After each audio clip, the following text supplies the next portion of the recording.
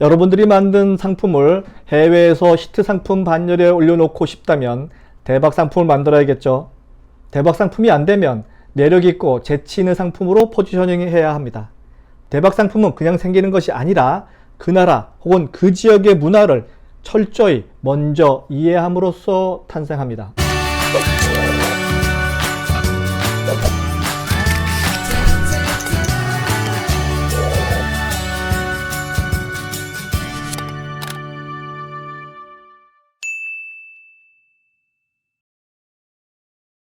안녕하세요, 김용호입니다. 오늘의 주제는 히트 상품은 지역 문화와 사람에 대한 이해가 먼저다 편입니다. 중동에서는 왜 냉장고에 열쇠를 달까요? 와인 보관용 김치 냉장고 그리고 리모컨 달린 비데는 어느 나라에서 잘 팔릴까요? 국내에서 히트한 상품을 수출한다면 현지의 문화와 생활 습관을 고려한 상품으로 새롭게 선보여야만 합니다. 거꾸로 생각하면 외국 상품을 수입할 때 우리나라의 생활과 문화에 적합한지에 대해서 깊이 연구한 후에 수입을 해야 한다는 이야기와 동일합니다. 세계 각국에는 다양한 문화가 있습니다. 따라서 어느 한 나라에서 성공적으로 상품을 개발했다고 다른 나라에서도 성공할 수 있다는 것은 착각이죠. 지리적 근접성이나 언어에 따라 시장을 구분하는 방식은 옛날 방식입니다. 이제는 문화적 요인에 따라서 시장을 구분해야 합니다. 문화적 요인이요. 지역 경제가 허물어진 지금은 글로벌 브랜드가 존재합니다. 그렇지만 글로벌 구매 동기는 존재하지 않습니다. 이 부분은 정말 중요합니다. 글로벌 구매 동기보다는 각국 나라의 문화와 관습에 따라서 구매하는 경향이 크다는 점을 혼동하지 말아야 합니다. 이번에는 문화적 요소를 미리 고려하고 간파해서 히트 상품 대열에 올려놓은 사례를 이야기합니다. 우리로서는 이해하기 좀 힘든 경우도 있겠지만 그 나라의 관습과 문화를 이해하지 않으면 절대 히트 상품에 배출해내지 못합니다. 몇 년 전 사례죠. 몇 년 전 사례지만 이번 토픽에 맞아서 소개할까 합니다. 삼성전자는 정전이 자주 발생하는 인도에서 아이스팩 냉장고를 만들어 판매했습니다. 전원 공급이 일시 중단되었을 때 냉동실 내에 아이스팩이 일정 시간 냉기를 유지하도록 설계한 거죠.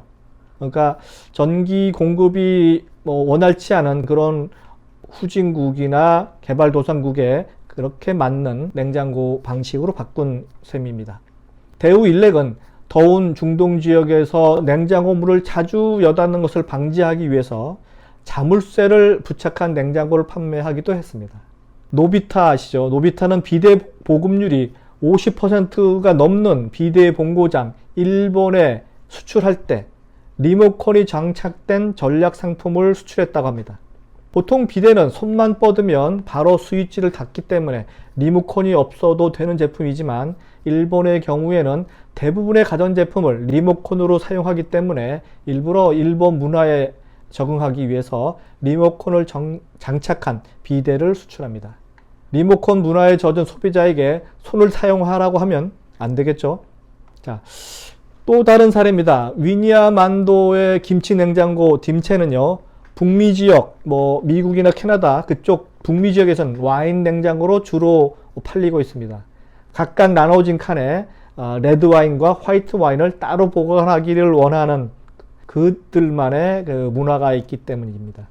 LG전자는 몇 년 전에 이슬람 교도인들을 위한 휴대전화인 메카폰으로 대단히 성공했었죠.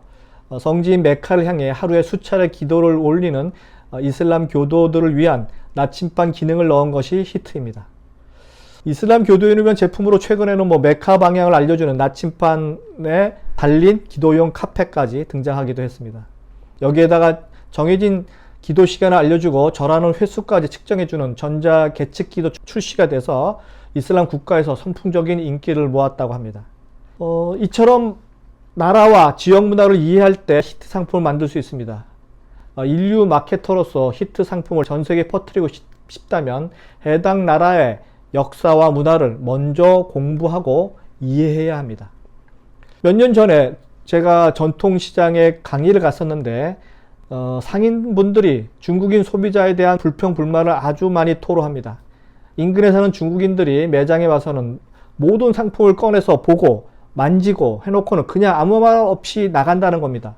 예의도 없고 가격만 열심히 묻고 뒤도 안 보고 가는 무례한들이라고 표현을 하더군요. 저는 그분들에게 얘기했습니다. 그 중국인의 문화를 이해해야 한다고 설명했습니다. 중국인들의 구매 습관을 보면 자신의 개성보다는 대중의 다른 사람들의 소비 패턴에 편승하는 경향이 상당히 큽니다.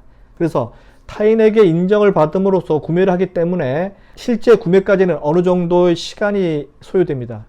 중요한 것은 그들이 직접 상품을 만지도록 내버려둬야 한다는 점이죠. 직접 상품을 만져보기 전에는 쉽게 구매 결정을 하지 않기 때문에 만져보고 적극적으로 체험하게 만드는 것이 중요합니다. 아주 간단한 사례지만 고객의 구매 습관을 미리 알 수만 있다면 거의 모든 판매의 주도권을 파는 사람이 갖게 되는 셈이죠. 이에 따라서 상당한 매출도 기대할 수 있고요. 다시 한번 강조합니다. 21세기형 고객에게는 상품이 아닌 문화를 그리고 스토리를 팔아야 합니다. 이상 유통구단 김용호의 히트 상품은 지역 문화와 사람에 대한 이해가 먼저다 편입니다. 다음 시간에 뵙도록 하겠습니다.